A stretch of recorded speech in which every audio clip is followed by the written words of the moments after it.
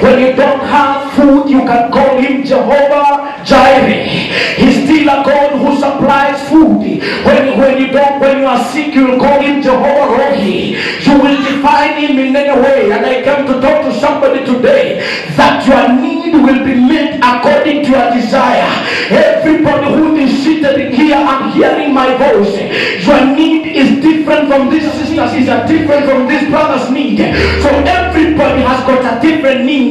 But when a miracle takes place in your life, you will be able to define God the way he has done miracle. And this man, when he woke up and picked up the mat, he's the one who sang a song and said, he has done so much to me and I cannot tell it all.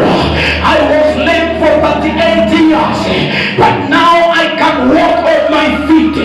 I could have nobody to take care of me, but now I can take care of myself. I hear the Lord telling me to announce today, there is a song that is about to be put on your mouth, and this is the song that you are going to sing, that he has done so much unto me that I cannot tell it all.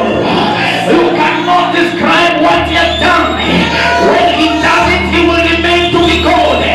He has done so much to me and I cannot tell it all.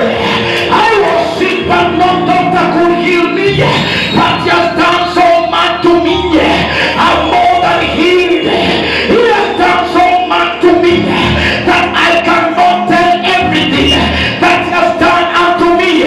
Somebody say yes.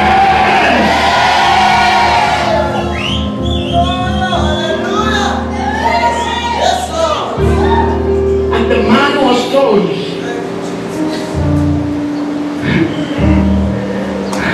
I'm looking for somebody who has, can you help me with your, how do you call it, women,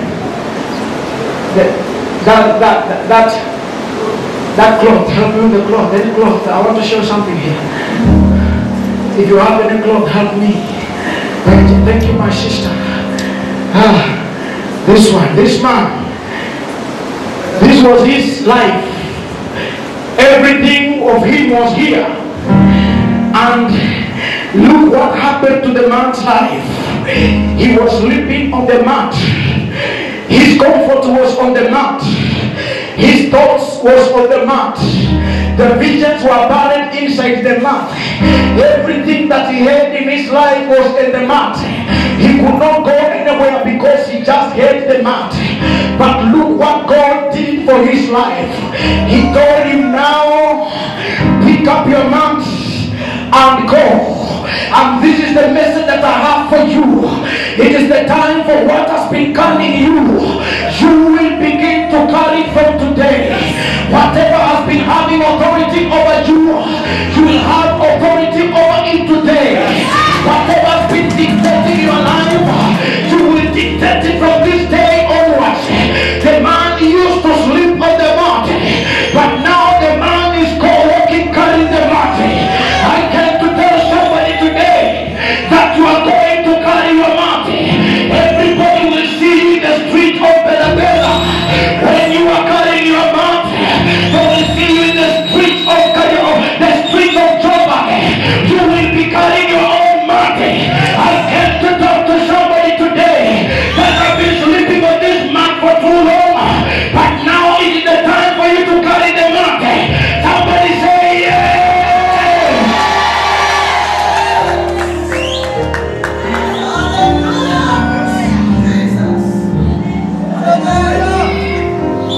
So many people, they are sleeping on the mats.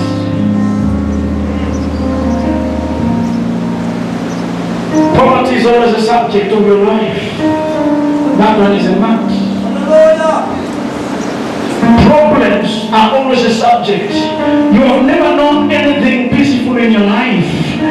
That one is a mat. But Jesus told the man, pick up the mat. You know, when God does something in your life, He will leave you in a situation where people will have to question the source of the miracle. You did not hear that. People will have to question the source of the miracle. And you see, the men, they said it is on the Sabbath day. Why are you carrying the mat on Sunday? No, why are you carrying the mat on a Sunday? What is important? Me walking or carrying the mat? What is more important? Let me tell you, when you are suffering, let me tell you, if you want to know people around you, it is when you are suffering.